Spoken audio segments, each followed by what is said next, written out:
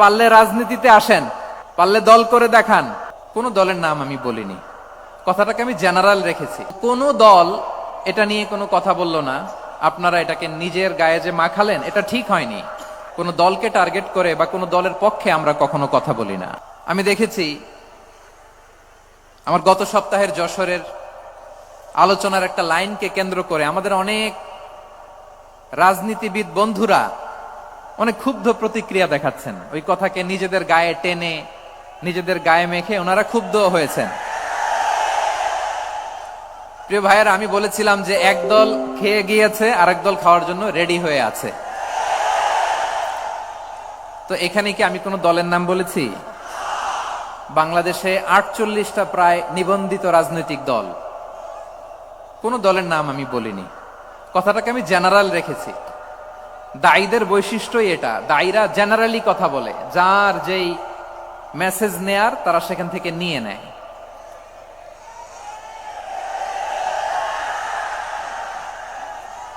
তো কোন দল এটা নিয়ে কোনো কথা বললো না। আপনারা এটাকে নিজের গায়ে যে মাখালেন, এটা ঠিক হয়নি।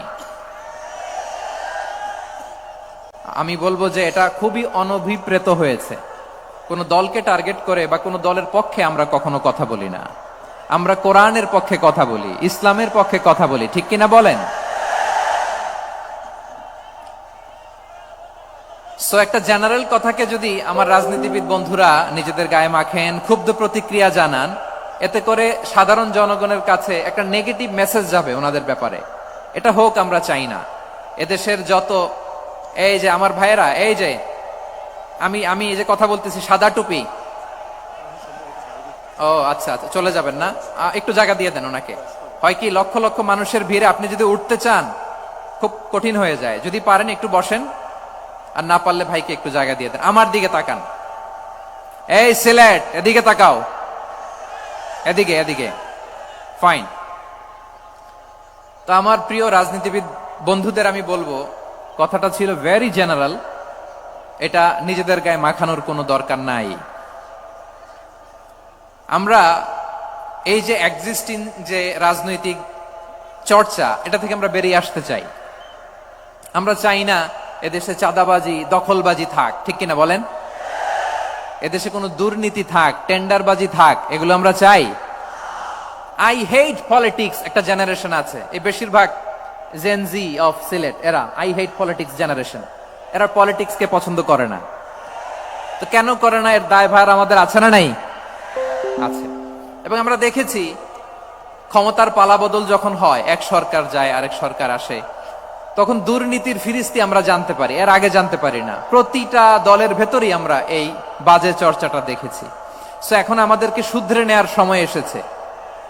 এটা এই সুন্দর সময়, নতুন প্রভাতের বাংলাদেশ, নতুন ভোরের বাংলাদেশ, এই সময় আমরা কাদা ছোড়াছুড়ি যেন না করি।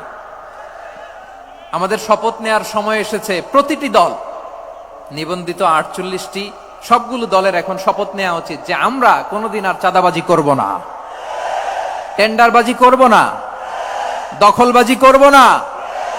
আমরা সবসময় দেশের পক্ষে থাকব, সবসময় দেশের পক্ষে থাকব। সেই কথাগুলো ছিল ভেরি জেনারেল। যে কথাগুলো আমরা জেনারেলি বলি, এগুলো জেনারেলি আপনারা নিবেন। আমার রাজনীতিবিদ বন্ধুদের কাছে এটাই আমার কামনা। আর এই জাতীয় বার্তা যখন আমরা দেই, তখন যদি আপনি বলেন যে পারলে রাজনীতিতে আসেন, পারলে দল করে দেখান, এটা হইল?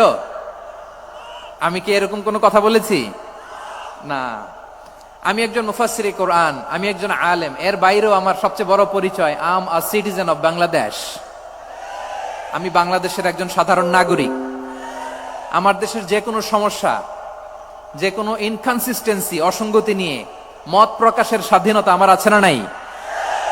আপনারাই তো বাক স্বাধীনতার কথা বলেন, ফ্রিডম অফ স্পিচের কথা বলেন, বাক স্বাধীনতার কথা বলেন। আপনারাই যদি আবার কোন মন্তব্যের কারণে বলেন যে রাজনীতির মাঠে আসেন, দল করেন, দেখি কতটুকু পারেন, এটা ঠিক হবে না। তাই প্রিয় ভাইয়ের, আসুন আমরা দল মত নির্বিশেষে কাঁধে কাঁধ মিলিয়ে সোনার বাংলাদেশ গড়ি, দুর্নীতিমুক্ত বাংলাদেশ গড়ি, যে বাংলাদেশের জন্য রক্ত দিয়েছে আবু সাইদ, যে নতুন ভোরের বাংলাদেশের জন্য রক্ত দিয়েছে মুগ্ধরা, যে নতুন বাংলাদেশের জন্য রক্ত ঝরিয়েছে, 24-এর যে গণ অভ্যুত্থানের প্রত্যেকটি শহীদের আওয়াজ করে বলেন ঠিক কিনা?